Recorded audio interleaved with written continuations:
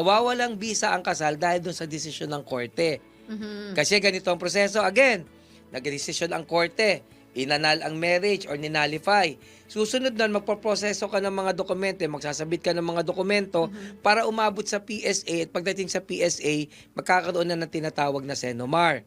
As I said, nawawalang bisa ang kasal dahil sinabi ng korte walang bisa.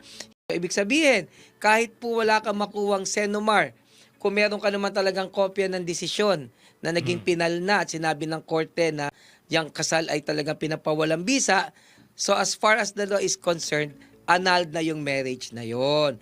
Ngayon, ang problema lang kapag hindi mo priniseso hanggang mapunta sa PSA, halimbawa ako'y nagpa-anal, di ba? So annulled na ako, sabi ng korte, Oo. pero hindi ko pinaabot sa PSA. Pag nag-asawa ako, yung Ulit. pangalawang magiging asawa ko, yung aming kasal ay wala pa rin bisa. Ayun. Because there is failure of recording. Kasi yung desisyon ng korte, nire-record dapat yan, aabot dun sa PSA.